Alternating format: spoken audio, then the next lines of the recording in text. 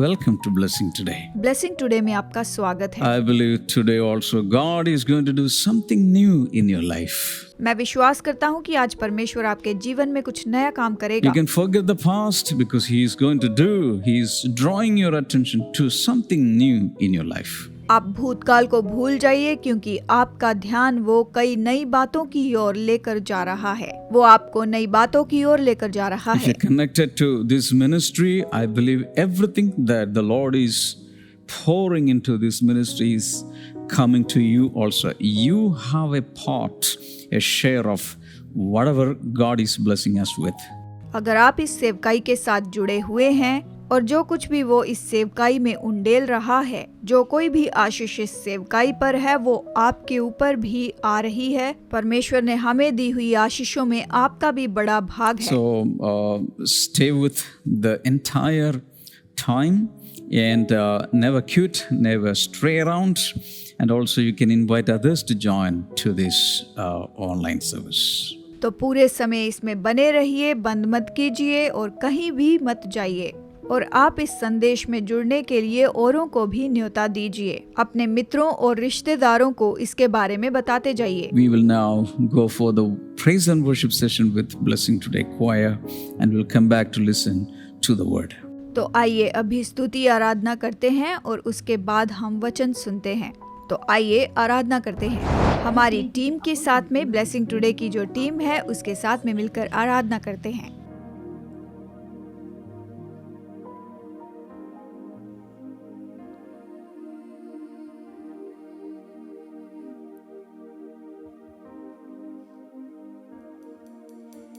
चाहे तुमको दिल से गाए ये गीत मिलके तेरे नाम यीशु नाम की जय।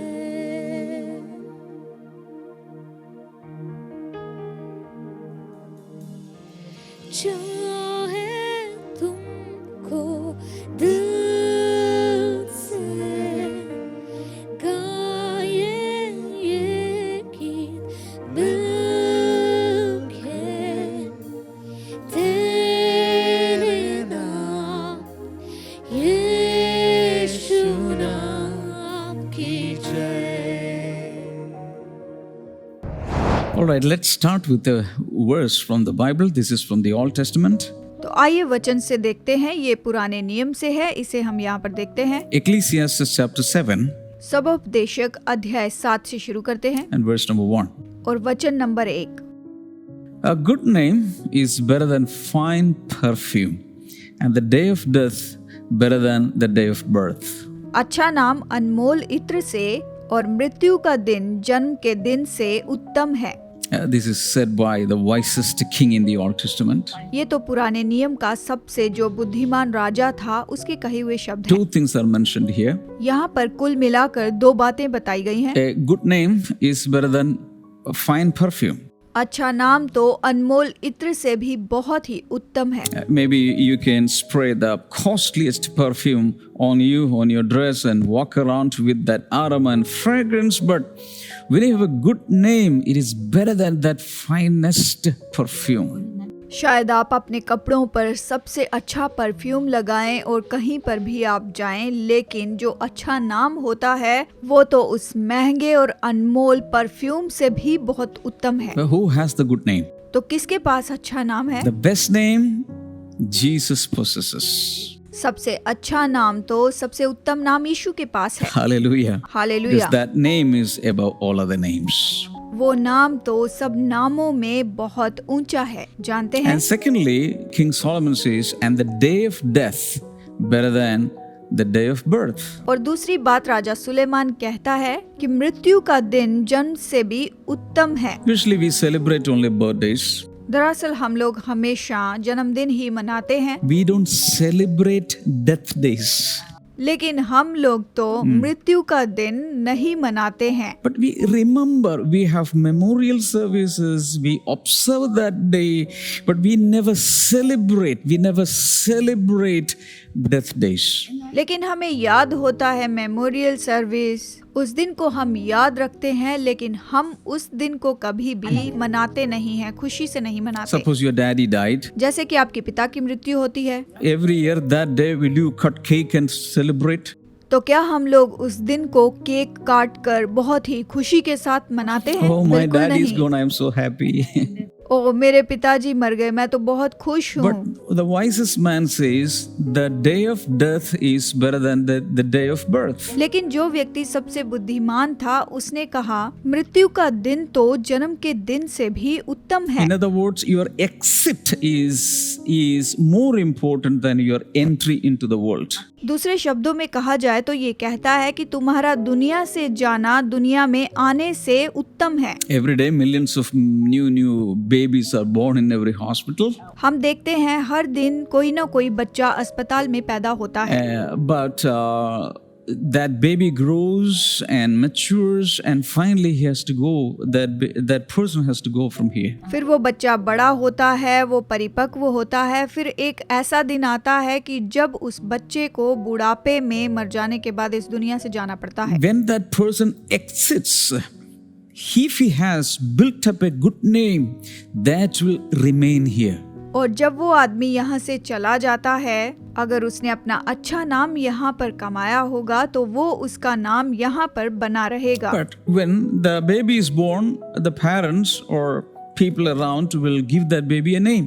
जब बच्चे का जन्म होता है तो उसके माता पिता या फिर रिश्तेदार उसका नाम रखते हैं, That name will not become famous then and there, और वो जो नाम है वो उसी समय वहाँ विख्यात नहीं होता, but he has to live up to that name. लेकिन उसके नाम से उसको वहाँ जीना पड़ता है। Then when he goes out, that name will keep on spreading the aroma. लेकिन जब वो नाम बाहर जाता है तो वो नाम उस सुगंध को वहाँ पर फैलाता चला जाता है, खुशबू फैलाता जाता है। Okay, let's now read Philippians chapter 2, आइए फिलिपियों 2 से हम यहाँ पर पढ़ते हैं, 9 to 11.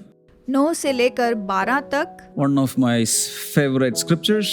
ये तो मेरे पसंदीदा वचनों में से एक वचन है, जानते हैं। Therefore God exalted him to the highest place and gave him the name that is above every name. इस कारण परमेश्वर ने उसे अति महान भी किया और उसको वो नाम भी दिया जो सब नामों में श्रेष्ठ है। Underline it.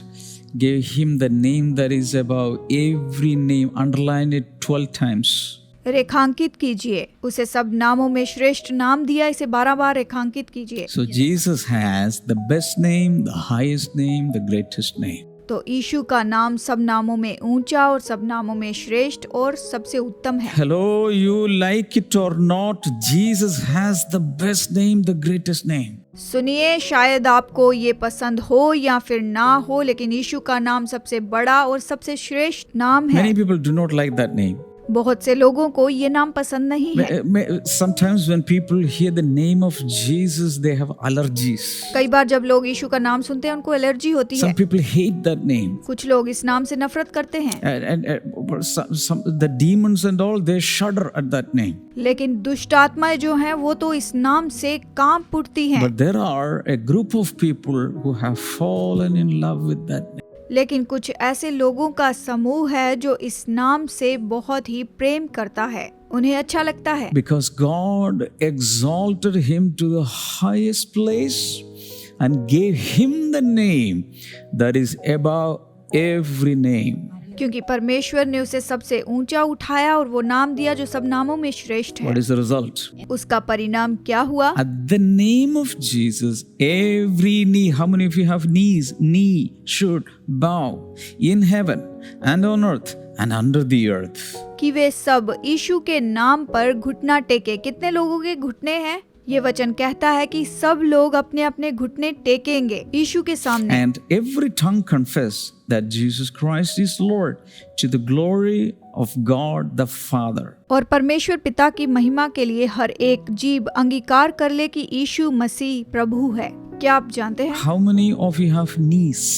कितने लोगों के घुटने हैं? Say hallelujah. कहें hallelujah. How many have tongues?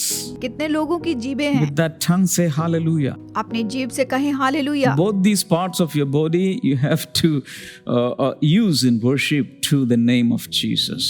शरीर के इन दोनों अंगों का इस्तेमाल करके उसकी स्तुति आराधना करनी होगी। I am told by Bible scholars that according to this verse, at the last judgment, maybe the people who had allergies when they heard the name of Jesus, or the people who hated, at least there they have to kneel down and worship him with their tongues. Then only they'll be thrown out into the lake of fire. Bible scholars बताते हैं कि इस वचन के अनुसार कि जो अंतिम न्याय है, उस न्याय के समय में कि शायद जिन लोगों को यीशु का नाम सुनने पर एलर्जी हो जाती है, जो लोग उससे नफरत करते हैं, उनको वहां पर घुटने टेक कर उसकी आराधना करनी होगी, अपनी जीभ से उसे मान लेना होगा और उसके बाद ही वो आग की झील में डाले जाएंगे। बाइबल स्कॉलर्स इस तरह से मानते हैं। Maybe in the eternal hell, lake of fire, eternally they'll be confessing the name of Jesus always, and they'll be kneeling down always. But what use? That is not the right kind of worship. शायद अनंत काल की उस आग में वो यीशु के नाम का अंगीकार कर रहे हों, या फिर वो उसकी आराधना कर रहे हों। कौन जाने कि ऐसा कर रहे हों, लेकिन फिर भी ऐसा करने पर भी कोई फायदा नहीं होगा। इस तरह से भी उनका कोई बचाव नहीं होने वाला है, वो बिल्कुल भी बच नहीं पाएंगे। Better do it now. अच्छा होगा कि अभी कर लें। Worship that name now. उस नाम की अभी आराधना करें। Confess that name now. उस नाम को अभी अंगीकार करें। Serve that name now. उस नाम की अभी सेवा करें। Do everything for that name's sake now. अभी उस नाम के लिए सब कुछ कीजिए। Hallelujah. Hallelujah. And according to this scripture portion, God the Father invested all that he has into the name of Jesus. इस वचन के अनुसार परमेश्वर के पास जो भी था, उसने उसके नाम के लिए निवेश किया। And the Holy Spirit invested all that he has into the name of Jesus. और पवित्र आत्मा के पास जो कुछ भी था, उसके नाम के लिए उसने निवेश किया। And the Son of God invested all that he has into that name. और परमेश्वर के पुत्र के पास जो कुछ भी था, उसके नाम के लिए उसने सब निवेश किया। Somebody shout hallelujah. कोई जोर से कहे hallelujah. And there is everything possible in the name of Jesus. और यीशु के नाम में सब कुछ संभव है, हो सकता Now है। listen to this. अब इसे गौर से The सुनिए। devil's success depends on our ignorance. शैतान की सफलता जब हम अज्ञान होते हैं, उस पर ही आधारित I होती है। want to say it once again. Listen properly with both of your ears. मैं फिर से कहता हूँ कि आप इसे अपने दोनों कानों से बहुत ध्यान से सुनिए। The devil's success depends on your ignorance. शैतान की सफलता आपके अज्ञान होने पर ही आधारित है। When people perish because of the lack of knowledge. लोग तो ज्ञान की कमी के कारण ही नाश होते हैं। These Blessing Today programs are coming daily in the morning, in the evening, always. It is uploaded in different social media platforms so that people can amass, or people can acquire more and more godly knowledge. Blessing today program प्रतिदिन media platform पर आते हैं, upload होते हैं अलग अलग social media पर, ताकि लोग इसे देख सकें, लोग बेहतर हो सकें, ताकि लोग और ज्यादा से ज्यादा भक्तिपूर्ण परमेश्वर के ज्ञान को प्राप्त करते रहें। You should not be ignorant about the schemes of the devil. आपको शैतान की युक्तियों के बारे में अज्ञान नहीं रहना है। You should not be ignorant about the rights you have in Christ. मसीह में आपके पास जितने भी अधिकार हैं, उसके बारे में आपको अज्ञान नहीं रहना चाहिए। You should not be ignorant about who you are. आपको इसके बारे में अज्ञान नहीं रहना है कि आप उसमें कौन हैं। You should know who you are. आपको जानना चाहिए कि आप कौन And हैं। you should know the kingdom rights that you have in Christ. मसीह के पास आपके पास जो राज्य के अधिकार हैं, उन्हें जान लेना है, आपको जानना चाहिए। And you should also know the power, the potential, the ability, the possibilities, the resources, everything that is contained in that one supreme sublime name, the name of Jesus. आपको जानना चाहिए सामर्थ्य, क्षमता और योग्यता, संभावना और स्रोत जो भी इसमें आता है, उस केवल एक नाम में जो सबसे महान नाम है वो है यीशु का नाम, सब नामों से उत्तम। I heard somebody narrating his heavenly experience. मैंने किसी को अपने स्वर्गीय अनुभव के बारे में बताते सुना। While he was on earth, in his spirit he was taken to heaven. जब वो इस पृथ्वी पर थे तो वो आत्मा में स्वर्ग में उठाए गए। And when he reached there, he was walking along the streets in the golden streets of heaven. तो जब वो वहाँ पर पहुँचे तो वहाँ पर वो सोने की सड़कों पर चलने लगे, वहाँ वैसा पाया। And he heard the name of Jesus uttered by somebody. और उन्होंने वहाँ पर सुना कि किसी ने यीशु का नाम लिया है। At the name of Jesus, suddenly all the angels and everybody, all the spiritual beings started bowing down and worshiping. और यीशु का नाम सुनते ही वहाँ पर सारे स्वर्गदूत वहाँ पर घुटने टेक कर दंडवत करने लगे। उसकी वहीं पर वो लोग आराधना करने लगे। That is the way that name is honored and revered in heaven. बस इसी तरह से वहाँ स्वर्ग में इस नाम का आदर किया जाता है। But what about earth? पर पृथ्वी के बारे में क्या? On earth, some people like that name, some people sing to that name, some people preach in that name, some people really honor and worship that name. पृथ्वी पर इस नाम का कई लोग गीत गाते हैं, प्रचार करते हैं, आदर और सम्मान करते हैं। And some people do not like that name. और कुछ लोगों को ये नाम पसंद नहीं है। If you go to hell, people, the people who are put in the place of torment, etc., they shudder, they tremble at the name of Jesus. नरक में अगर आप देखेंगे तो जो लोग वहाँ पर हैं वो यीशु के नाम से कांप उठते हैं। There are proper and improper use of the name of Jesus. यीशु के नाम का सही तरीके से या फिर गलत तरीके से उपयोग होता आ रहा है। When you read Matthew chapter 7 and verse number 22, जब आप पढ़ते हैं मत्ती अध्याय 7 वचन 22 तो यहाँ लिखा है, Jesus says, many will say to me in that day, Lord, Lord, have we not prophesied in your name, cast out demons in your name, and done many wonders in your name? उस दिन बहुतेरे मुझसे कहेंगे, हे प्रभु, क्या हमने तेरे नाम से भविष्यवाणी नहीं की, तेरे नाम से दुष्टात्मा को नहीं निकाला और तेरे नाम से बहुत अचंभे के काम नहीं But if किए? you read on, then Jesus says, I don't know you. लेकिन आप अगर इस वचन को आगे पढ़ेंगे तो आप ये पाएंगे कि यीशु कहता है कि मैं तुम्हें नहीं जानता। What can we understand from that? इससे हम और क्या समझ सकते हैं? They did prophesy in his name. उन्होंने उसके नाम से भविष्यवाणी की, They prophesied, they performed miracles in his name. उन्होंने उस नाम में चमत्कार किए, They cast out demons in his name. उसके नाम से उन्होंने दुष्टात्माएं निकाली, But they never had a personal connection, relationship with the Lord Jesus. लेकिन प्रभु यीशु के साथ में उनका कोई भी व्यक्तिगत संबंध नहीं था। And that's why Jesus, I don't know you. इसलिए यीशु ने कहा कि मैं तुम्हें नहीं जानता, Because there was no understanding between them. There is no relationship between them. क्योंकि उनके बीच में कोई समझ नहीं थी, कोई उनके बीच में संबंध नहीं था। There is an improper use of the name of Jesus. इसका मतलब कि वो यीशु के नाम का गलत तरीके से इस्तेमाल करते थे। When God gave, the Lord Jehovah gave 10 commandments, जब परमेश्वर यहोवा ने 10 आज्ञाएं दी, in Exodus chapter 20 and verse number 7, निर्गमन अध्याय 20 वचन 7 में हम वहाँ पर देखते हैं, he commanded you should not misuse the name of God. उसने आज्ञा दी कि तू अपने परमेश्वर यहोवा का नाम व्यर्थ ना लेना। इसका मतलब कि बेकार में नाम ना लेना। So what we understand is that never use the name of God in an improper way. इससे हम ये समझ पाते हैं कि परमेश्वर का नाम व्यर्थ में नहीं लेना चाहिए। I understood the meaning of this later, मैं इसका मतलब बहुत देर से समझा था, along these years. इन सालों के दौरान। Sometimes some people, if they want to get something done with some subordinates, they will say, Pastor told this to do this. कभी कभी कुछ लोग कुछ भी कर देते हैं और फिर कहते हैं, अरे पास्टर ने कहा था इसे करने के लिए। इस तरह से वे कहने लगते हैं। I'm talking about in the office of Blessing Today. मैं ब्लेसिंग टुडे ऑफिस की बात कर रहा हूँ। Brother Damien told to do this.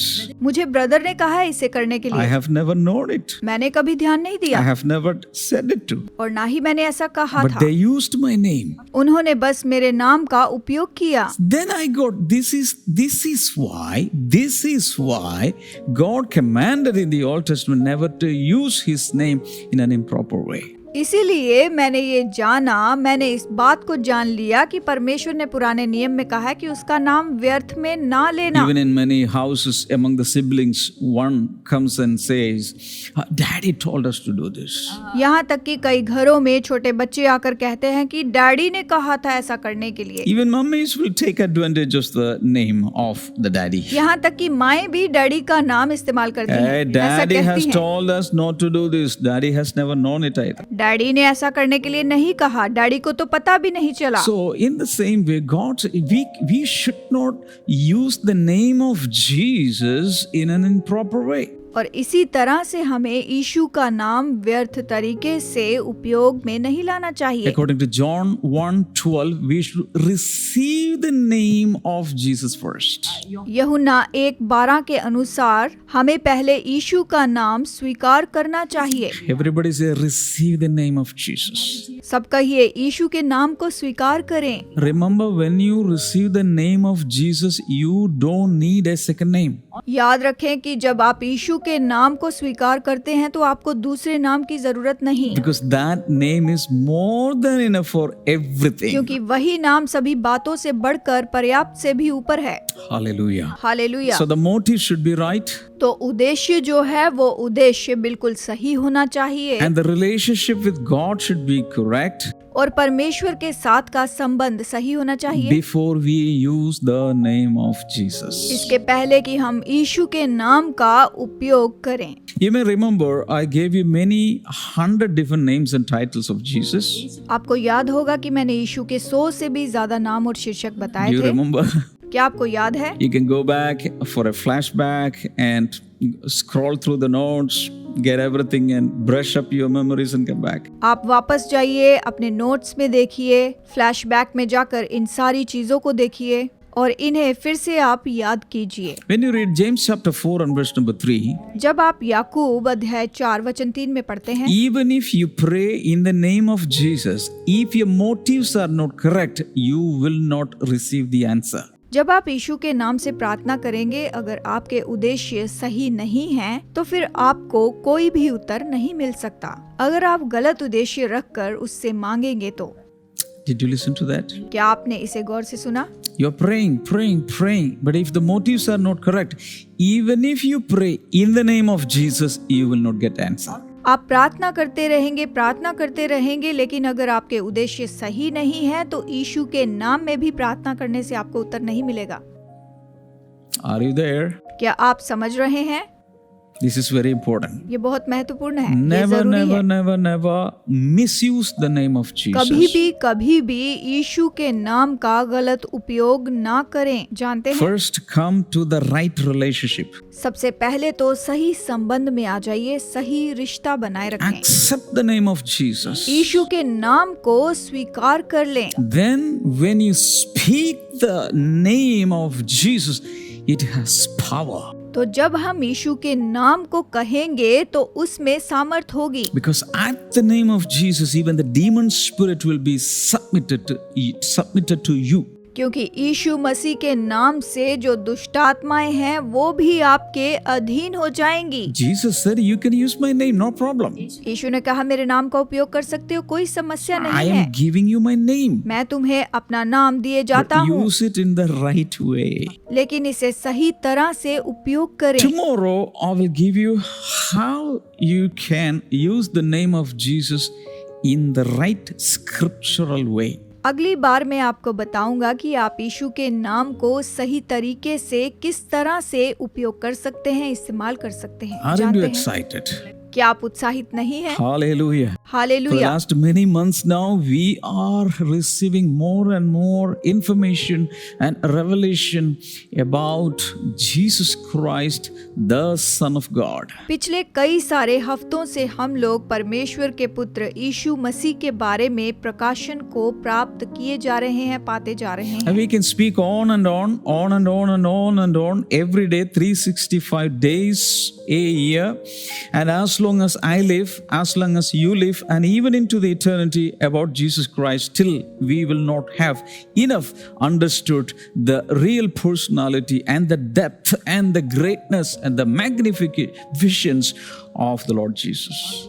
हम साल में 365 दिन इसके बारे में आपको बता सकते हैं। जब तक कि मैं जीवित हूँ, जब तक कि आप जीवित हैं, तब तक भी हम परमेश्वर की जो महिमा का प्रताप है, यहाँ तक कि अनंत काल तक हम उसकी महिमा का प्रताप नहीं जान Hallelujah. सकते। Right now hallelujah. we are going to pray in the name of Jesus. अभी हम यीशु के नाम में प्रार्थना करेंगे। If you have never accepted that name in the real sense, this is the right time to accept, receive the name. सही रूप में अगर आपने उसके नाम को स्वीकार नहीं किया है, तो ये सही समय है, उसके नाम को आप स्वीकार कीजिए।